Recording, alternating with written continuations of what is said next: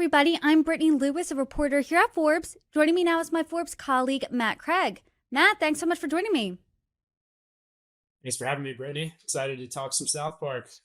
Me too, because you have some big news, some big numbers coming from the South Park creators. They have officially joined the ranks of fellow billionaires. So to start off the conversation, A, how much are they worth? And B, what got them over this finish line? Yeah, well, it's pretty insane to think that Trey Parker and Matt Stone, the creators of South Park, are billionaires at just 55 and 54 years old. Because when you think about the other creative class TV billionaires, so not executives, but people that actually make shows, it's people like Oprah Winfrey, Dick Wolf. I mean, even Jerry Seinfeld's getting up there in age. Tyler Perry is getting up there in age. These guys have done it at a younger age than any of those others. And the reason for that is a little technical. It really comes down to this deal in 2007, in the early days of the internet, when they struck a deal to put episodes of South Park on their website. And they made a deal with Paramount, or their then parent company, Viacom, to split digital revenues 50-50 in perpetuity, meaning forever. And at the time, that meant absolutely nothing. And then, as we know, the streaming revolution came, and that led to the gold mine that has now put them in the billionaire club. We have them both valued at $1.2 billion each. I mean, they are probably just thanking their past selves each and every day for that deal that meant nothing in 2007. Now it means everything in 2025. South Park is in its 27th season right now, but I want to go back to the very beginning, talk about those strategic money moves, dive a little deeper in the 2007 deal and beyond that really helped them cultivate this fat bank account of theirs. Yeah, well, I think none of this happens if South Park isn't a ginormous hit, and it absolutely is. Like, even just by its second season, it was the highest rated non-sports program in basic cable history. So it's a hit show. The difference is there has been lots of hit shows throughout the years, and the deal making is really what put them in a different class than their peers. So yeah, I mean, the show has run for 27 seasons and now has over 300 episodes. Comedy Central does dozens of reruns of the show on any given week. It remains popular. I mean, I'm sure we'll talk about it. The season premiere of this 27th season really like got in the zeitgeist once again. So the show has an enduring popularity. But as I mentioned, that deal in 2007 for the digital revenues was massive. Basically, they have been very creative with their deal making. Them two, and then they have a business partner and their lawyer Kevin Morris. Have been kind of forward looking and not afraid to try some different type moves. The other big one is that they started their company in 2012, and that one was based on a giant bet on themselves. Basically, they took out this essentially like a loan. It was kind of a convertible debt financing from a group called the Rain Group, and it said that if you don't pay off this $60 million loan by a certain time, it converts into equity and they would lose a large chunk of the company. But they basically projected out what the streaming money could be in the future. So think about it. That deal was struck in 2012. They were getting a couple $1,000,000 from Netflix for streaming at that time, but they knew that the big money was coming. And in 2014, Hulu paid $87 million over a couple of years to bring South Park to Hulu exclusively. They then re-upped that deal for $110 million through to 2019. And that allowed them to pay off that debt to the Rain Group, buy them out completely, and keep 100% control of this company. So it's kind of like almost they operate as a mini studio. So different than a production company, which says we can package shows and go out and sell them to a studio, but we need the studio there to greenlight it, to finance it, to do all of that.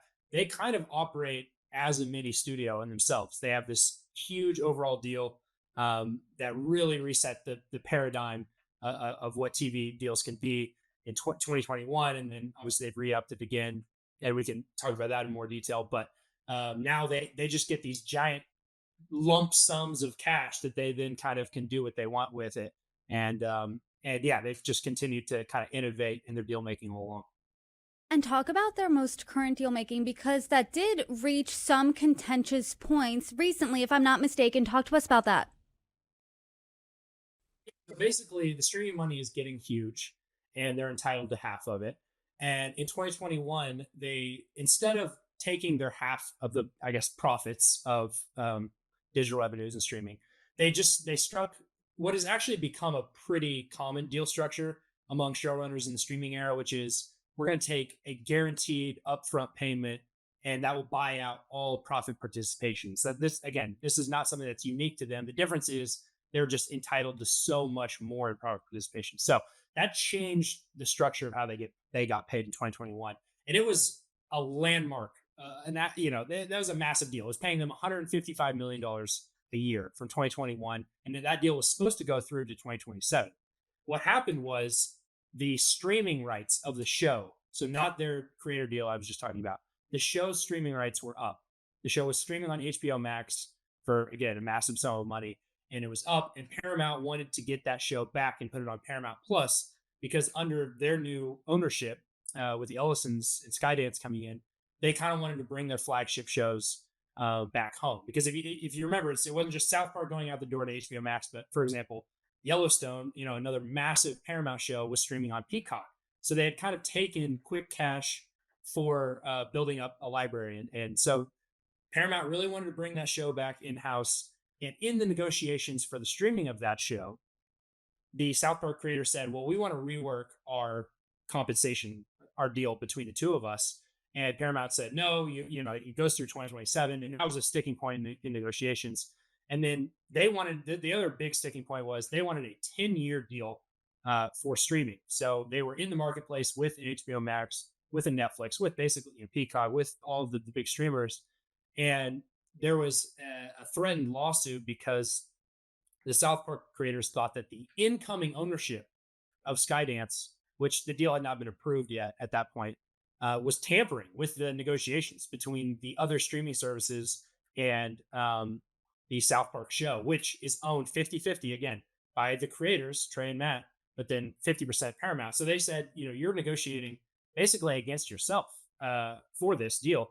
And basically there was the deal went sour from there. But in the end, they won out, I think, because of kind of the bully pulpit of their show. They were going on social media and kind of trashing Paramount, saying they're messing up South Park. We hope people will be able to see our new season, but we're not sure.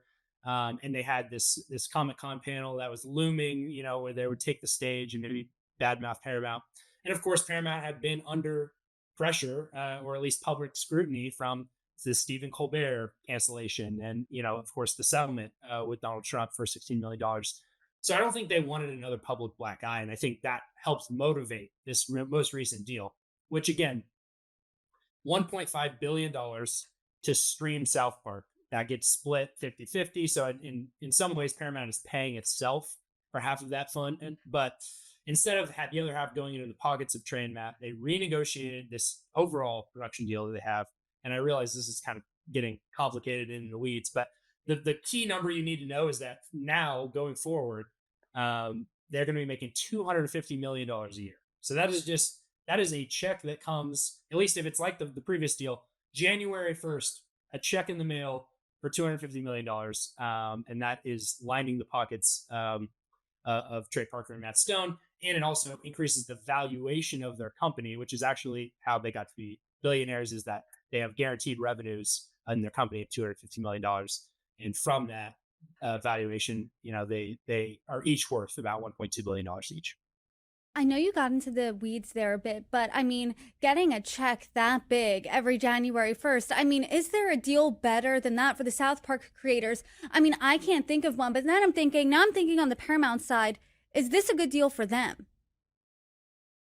Well, to answer your first question, no. They, under the terms of their previous deal, the $155 million a year deal, they were already the highest paid showrunners in Hollywood.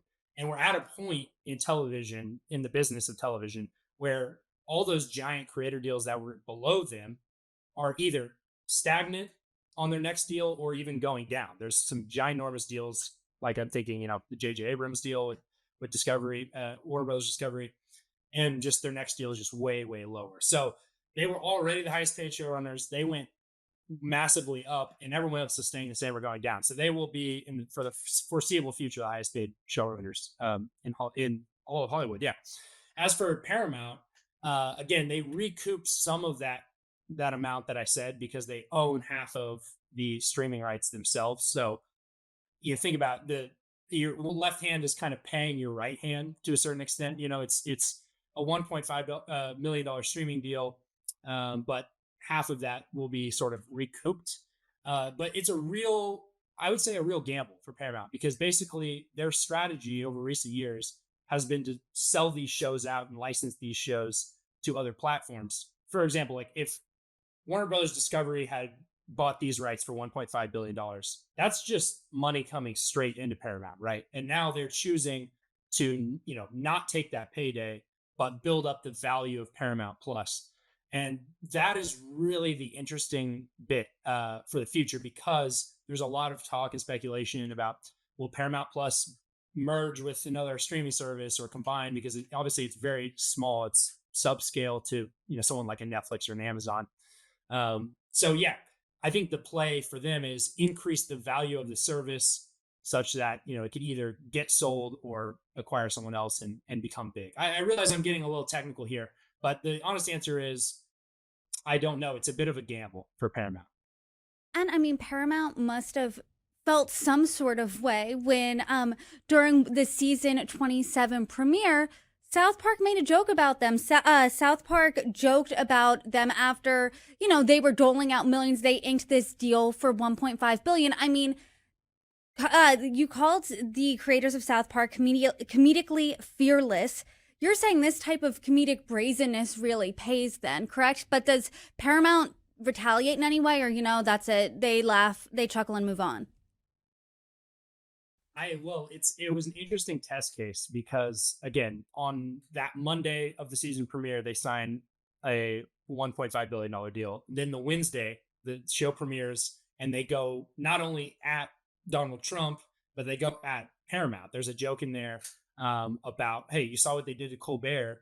That was Paramount. You want to end up like Colbert?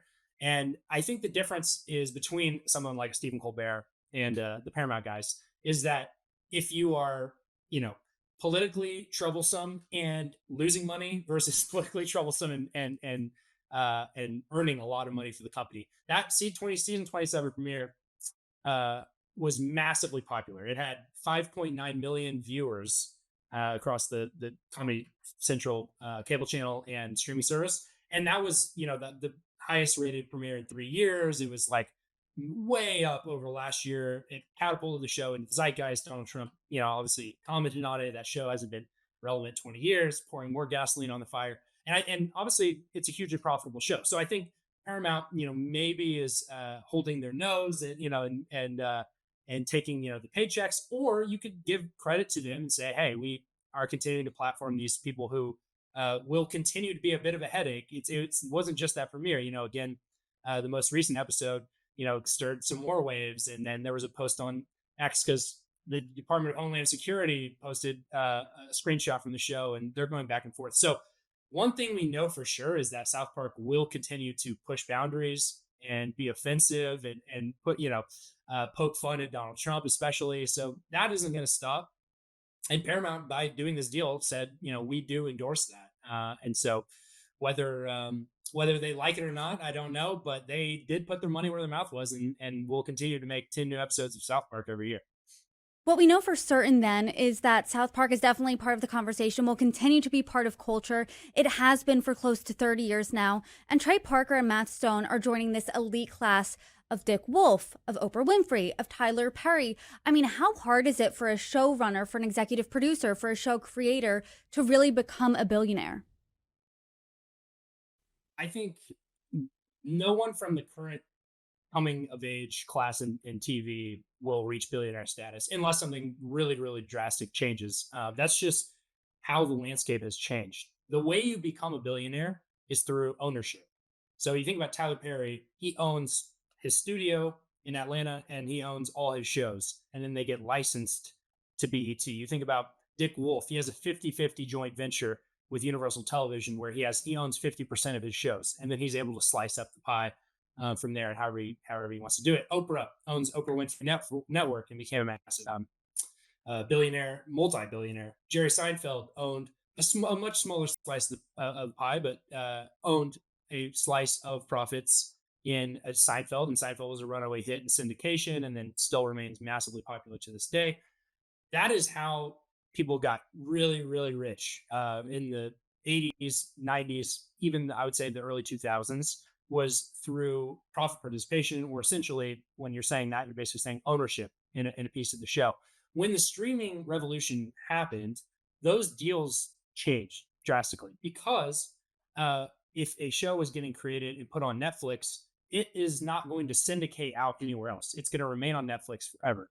So it will not be sold over and over and over again. So in theory, there are not profits in the same way that can be divided up. So the way that deal makers, agents, managers, lawyers renegotiated deals for their talent was that we're going to just take more money up front, guaranteed, but we don't have that hope of like a giant home run on the back end. So you are seeing probably, well, during like the peak of the streaming wars, certainly a much larger number of creators making very good money. I'll say 10 million to $40 million a year. And that's a lot of money. Like, let's not pretend that it isn't. But the way that you reach billionaire status and the way Dick Wolf has done it, and of course the way Trey Parker Matt Stone did it, is earning $100 million a year. Again, $250 million a year. Those massive numbers, and there's just no streaming deal worth that amount of money. And so, with the current generation, people who are in their 30s, in their 40s, have had maybe one hit show and are looking, to make another hit show. Even someone like Taylor Sheridan, who has several hit shows, has an empire of shows, but doesn't have that same sort of back end ownership in the same way. It's going to be impossible for them on the current trajectory to reach the billionaire status that Trey Parker and Matt Stone have. Now, the one thing I hesitate to say is that they're the last TV billionaires, because I felt like saying that when we called Dick Wolf a billionaire last year, or yeah, at the beginning of last year. Oh, he's the last TV billionaire. And then, of course, something else happened. So you never know that in perpetuity deal, that the Trey Parker Matt Stone had, someone else could pull off a massive deal and start having huge paydays. But currently, there isn't a next person up that I can think of. And it currently seems like lightning in a bottle for sure. But they also own their own production company called Park County, aptly named after the fictional South Park town. Talk to us about how that's different than other celebrity backed production studios. Yeah, no, I think it is an important point, because if you think about any A-level celebrity, they all have a production company at this point. Of course, the most popular ones like Reese Witherspoon's Hello Sunshine, of course, LeBron James with Spring Hill, Brad Pitt has Plan B. Everyone's got a company. The real difference is basically kind of what I said, where they have a guaranteed revenue stream through this digital rights deal. So if you think about Hello Sunshine with Reese Witherspoon, she is selling that company based on the promise of we're going to be able to package shows together and sell them consecutively. But that isn't guaranteed. And in fact, once the strikes happened and COVID happened and there was a production slowdown, they weren't able to go out and sell as many shows as they thought, and the value of that company has decreased considerably. But because these Trey Parker, Matt Stone, Park County, has a guaranteed revenue stream every year, like clockwork, there's going to be money coming in. They don't need to take on equity partners. They basically finance everything through debt, and then are able to service that because they have a guaranteed revenue stream. And the way that they have kept 100% equity and finance through debt has allowed them to kind of build up this massive net worth. Of course, that much is obvious. And I think that they again do something that is going to be really hard to do in the future, because this show has run for 27 seasons, and there's not a lot of new shows that are launching that are going to last 27 seasons. Most shows are lucky if they last 3-5 seasons. Even the animated shows, even the types of shows like Family Guy and South Park that in theory would be built to last are getting canceled once they get really, really expensive. So they kind of got in at the perfect time. They have a great structure of this company. They basically take $10 million in salary and then they put the rest through kind of like, I'll just call it Hollywood accounting, kind of a depreciating value of the IP mixed with servicing the debt that allows them to kind of dodge some taxes or at least delay them. Just kind of like, again, really, really savvy deal making. But that really is only possible because of the guaranteed revenue that they have each year. And I know that they're billed as the South Park creators, that's their claim to fame, but they also are behind Book of Mormon, which has had a really long run on Broadway. I mean, how much is that lining their pockets? Yeah, so Broadway can be a very creative friendly business if you have a massive hit that can sell. Basically, not just if it's on Broadway, but if you start getting into the national tours, the international tours, the residencies in Germany and Australia, and Book of Mormon is a global production, and basically because they wrote that show and produced and have so many hats in that is a, I'll say, 10 million plus a year business for them. Which, if you think about it, there's probably only a handful of Broadway shows that are throwing off that amount to their creators each year. So that is a great business. The other thing is, you're right. It's not just South Park. They have this big movie coming out with Kendrick Lamar. It was supposed to come out this year, and now I think it probably is going to come out next year, which could be a blockbuster. I think that had over $100 million budget, and so like they have other projects. They're again just these incredibly creative guys. It's again, you think of South Park, you think of like potty humor and offending people or whatever, but like they're really really creative and they're really savvy business people. And so I think I think you will see other projects outside of just 10 episodes of South Park from those guys in the next couple of years. Yeah, and it's been a show, as you and I have been discussing, that's been relevant now for almost 3 decades. I mean, and they use that potty humor and the vulgar humor. I mean, I wasn't allowed to watch it as a little kid, but now I'm seeing the political commentary from it. Just in the second episode of this season, they're making fun of the Trump administration, poking fun at DHS Secretary Kristi Noem. I'm curious, what's next for these South Park creators? I know that they have some products in the works. As you said, they have these 10 episodes a year they have to get out. Doesn't seem like they're going to shy away from political commentary anytime soon, though. I think in their case, like the more noise they create, even if it's making people angry, the better. That's kind of, if you think about it, that's really been like the South Park blueprint to this point. Is who can we offend? Can we show Osama bin Laden, in a relationship with Satan, and then of course re-upping that with Trump in the season premiere of this one. And I think clearly they have found a way to break through, the cultural noise and create these moments that are talked about. So that will definitely continue. I think the ultimate play for this is to eventually sell Park County. It's just getting so valuable that like the amount of people that can buy it has gone way down. One of the anecdotes in my story is that back in 2019, Paramount had a chance to buy Park County, similar to how like Lucasfilm and Marvel all got bought by Disney. You have these really popular brands within the company that you're already producing their stuff. Why not own that outright? So Paramount had a chance to do that. At the time, they were going through a merger, which is exactly what they're going through this year.